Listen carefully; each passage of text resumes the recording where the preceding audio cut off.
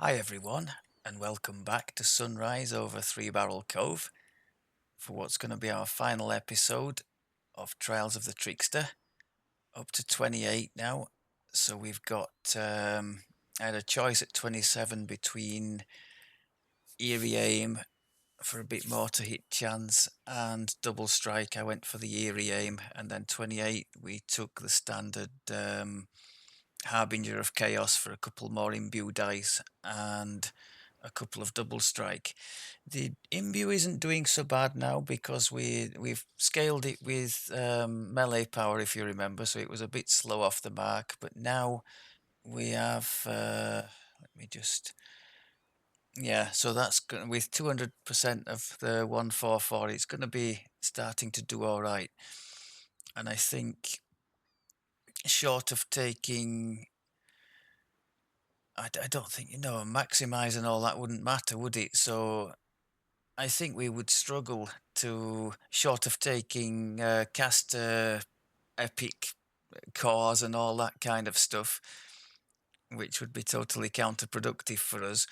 I think we're about on a par, if not more, if not higher now with the imbue than if we had tried to gear out for spell power for force. So it's coming into its own towards the back end of the life. What else did I have to share? Not too much.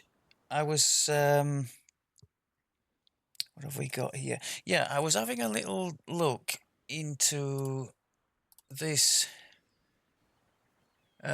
slippery magic thing, and I think I mentioned already it's not doing what it says on there.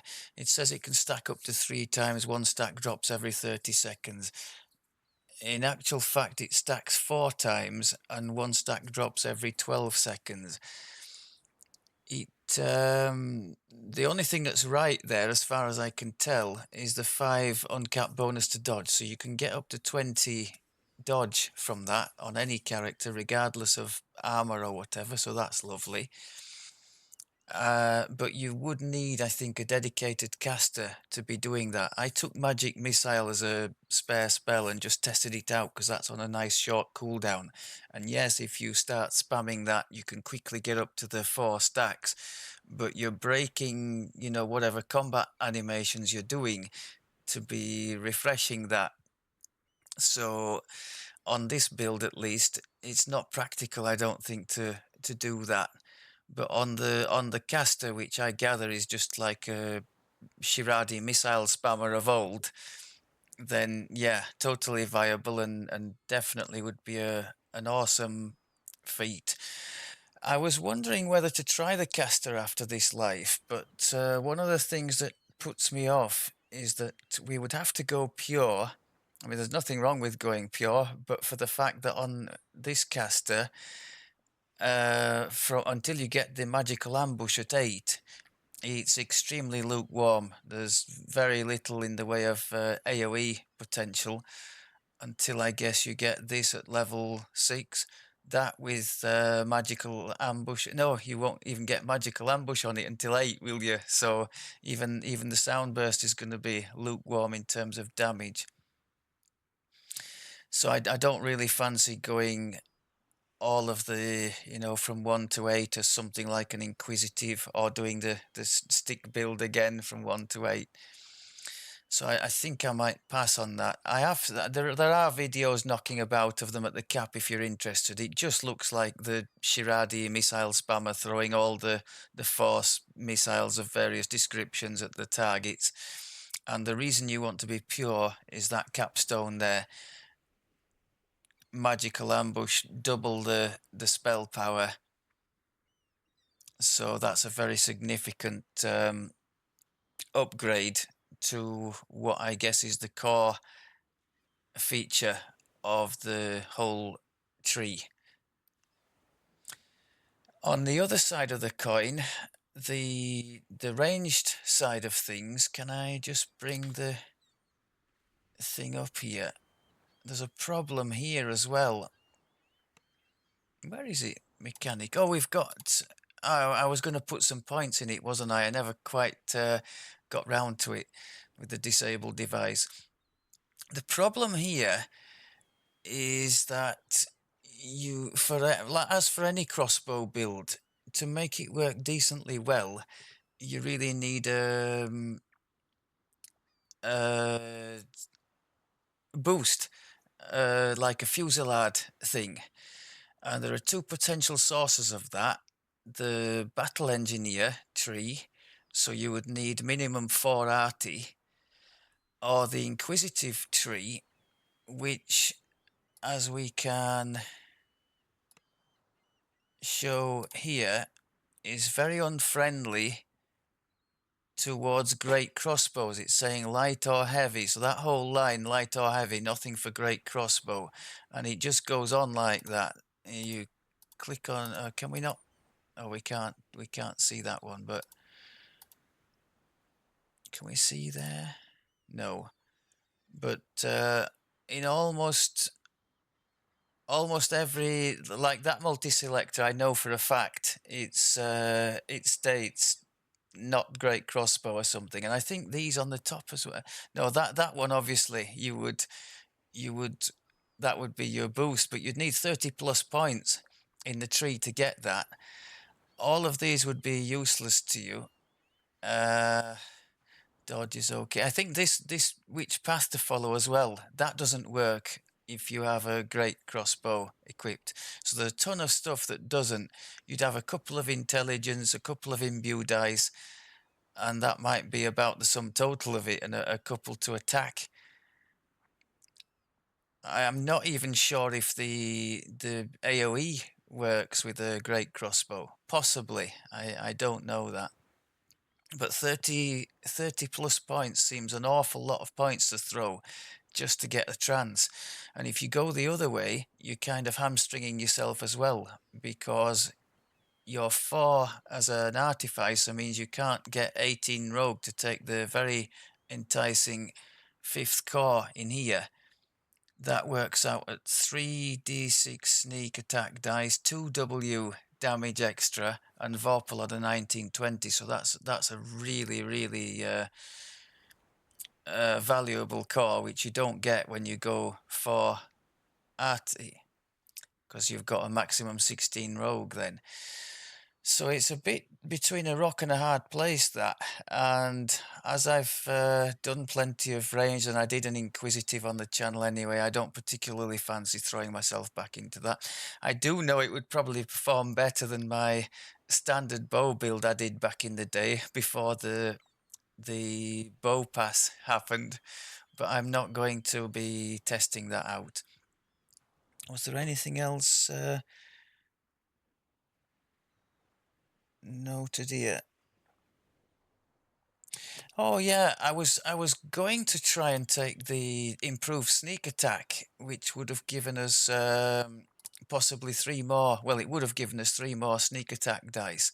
Did I say sunrise? Sorry, it was sunset, wasn't it? It's a starry night now. My bad.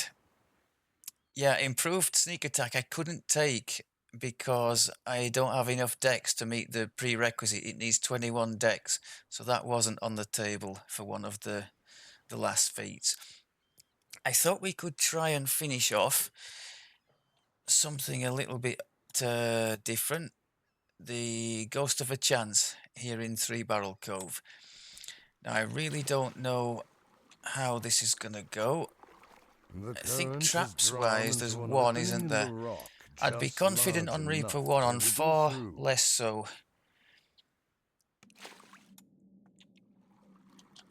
These pirates I'll just show you the, hopefully we don't get mauled by anything over there while I'm... I'll just show you where we ended up with the epic things. So I've picked up all the absorbs now in the Grandmaster tree. And I'm working my way into this one now. This one normally it's just for the fort bypass, but for our build, the spell pen, I should have really have taken this sooner, as we've had issues with spell pen on both of our big CC spells that have it. As you can see there, we've ended up with 104 on the DC. I can actually, let's do it for the last one. Why not? I can actually. I picked this up, the epic version of the Skullduggery kit we were using earlier. Now this exceptional +6 bonus, I've checked on the wiki. It's the highest bonus available of this type for disabled device. There are a couple of items, one in Lamordia and one in Mithranor, that have the same bonus, but there's nothing that's higher than this one. So we're going to let's throw that in there. So we should get 110 now. Yeah, not bad. So that's a passable legendary DC with a mixture of heroic and epic equipment, no legendary at all. So that's got to be a positive for the class, surely. I'll just adjust one of the spells. Oh, I don't think I can. So we'll do,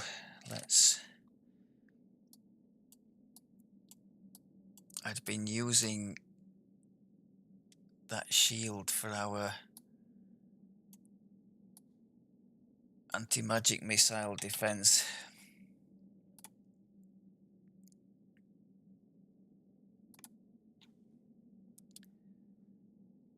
Did I finish with that? Yeah. So we got the 3 cores beyond 26. Don't think there's anything too much more to see there. The reflex save ended up being reasonably respectable in Reaper. Defenses leaving something to be desired, but not terrible. And the intelligence as a main stat, pretty lackluster, I think most would agree.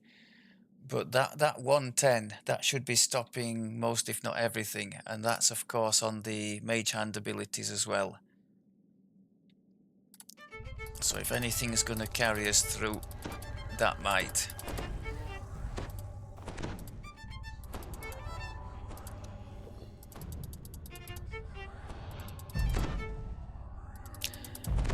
I have a suspicion that there's going to be some very spiky damage coming our way despite the investment into the absorbs.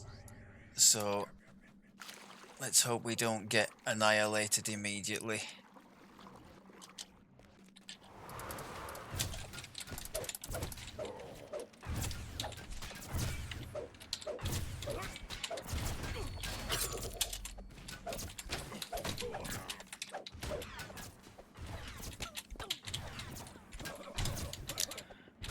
Crikey, I left a red crown cannon till last. That's not good.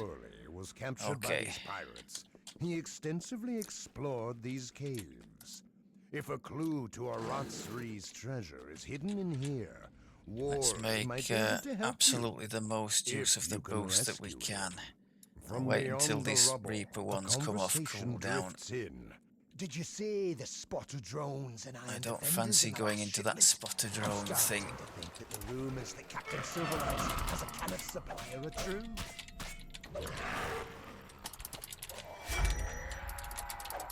Now what can we do against this? Not very much by the looks of it. Oh, crud.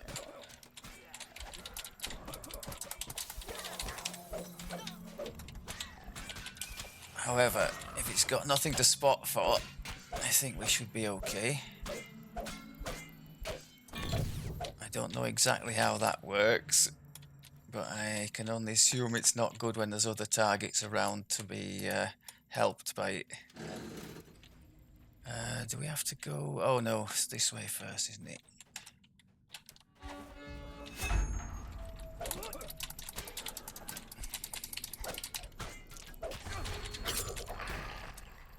Let's just try and get out of the way of this thing. If those things are coming, are they going to come to us?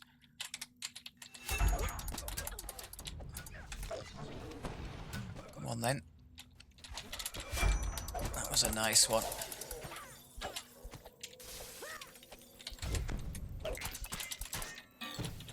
Okay. My word, these take some chipping down, don't they? I threw the mage hand in there for a bit of extra fort bypass. Okay.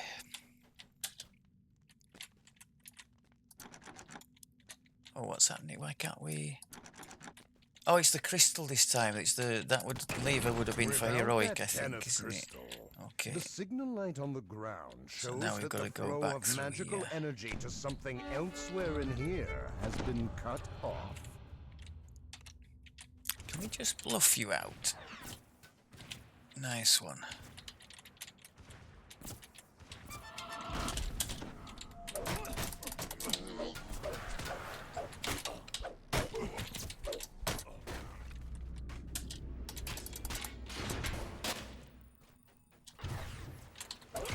That crystal looked like it controlled another barrier elsewhere. Hopefully, a way. I don't think I actually need to go any further in there, do I? So if they come after us, we can deal with them, and if they stay in there, I was kind of hoping they were going to stay, but the hand has dealt with that one quite nicely. I think he's going to follow us as well. Okay.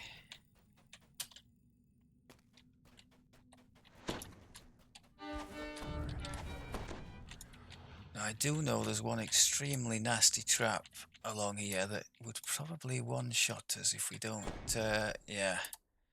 Now this might be a good example actually, if I can find the box. Oh crud. I was going to say it might be a good example of the use of the mage hand. I tried stunning that gun, I don't think it's worked. I want to find the box. There we go. Oh Christ. I can't, can I see the box from distance? Maybe? Can we possibly? The line of sight's blocked, isn't it? Can I just sneakily see it through there? There, can we see it? No, it's not going to allow it, is it? So now we've got a problem. If that blockage hadn't have been there, we could have disabled the trap safely and not had to go into the line of fire of the gun, so it would have been a perfect illustration. And sod's law, it's not now because of the... So the question now is, well, can I disable it? I don't suppose I can through here, can I? I don't think that gun's gonna let me, is it? Oh, it has. Okay, so the deflect missiles helped us a lot. I'm pretty sure there's only the one trap there, so... Let's see if we can push on now it's gone.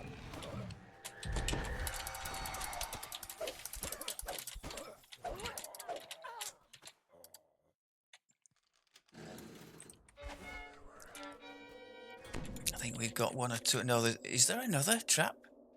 I don't think so. I think it's sensing the same one.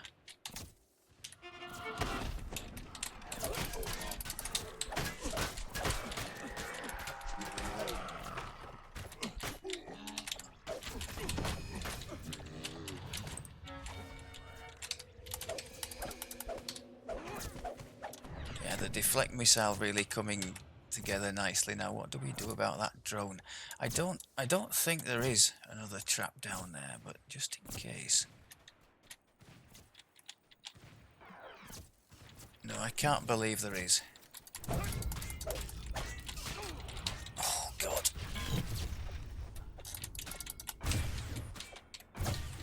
Nice. I don't know if the mage hand can work on a gun, but I did try it. Farrier calls out to you. Do not touch anything. One wrong move could kill me. Please, speak with me first.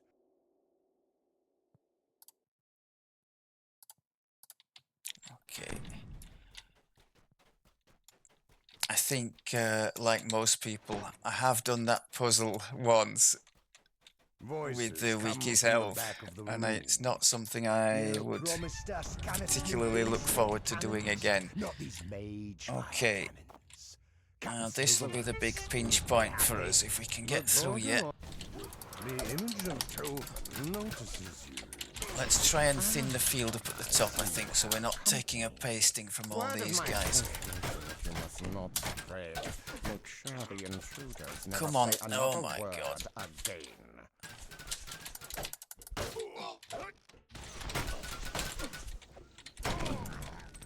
Got a nice dodge thing going on there. Are there some? I think there are some down this other side as well. No, maybe not.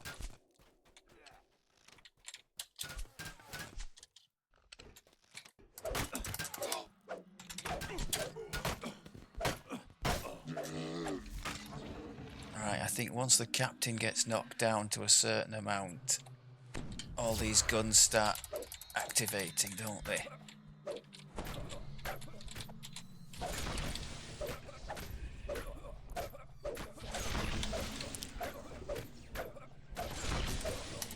No more boost charges, that's not good.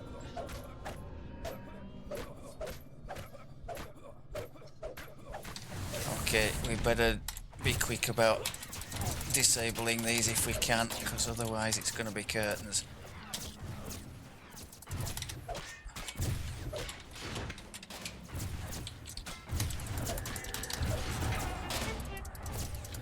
Got to remember we do have the hand still left. The helping hand thing. I suspect we're going to need it here. Just tried it. Not having a boost for this section is criminal. Now, where is the captain? If he's not coming after us, or even if he is, I might just take a moment to use a heal. Try to bluff him. We can get sneak attacks on the bosses using that bluff, so that's not bad. Keep the Reaper boost going. If I have to run away and do a heal, I will. Crikey.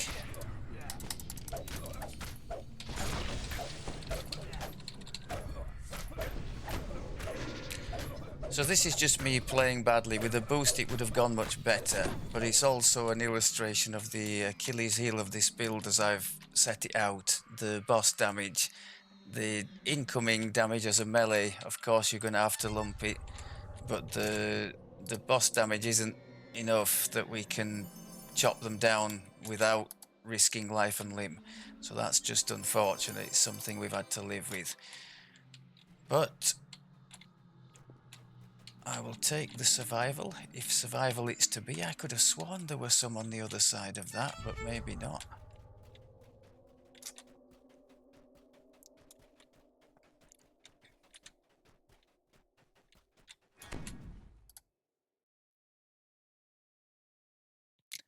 Oh, we've to... Oh, God. Trust me to foul up at the very last.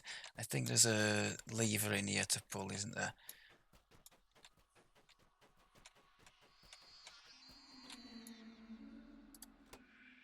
Oh, oh no, we have to use the key on the cage.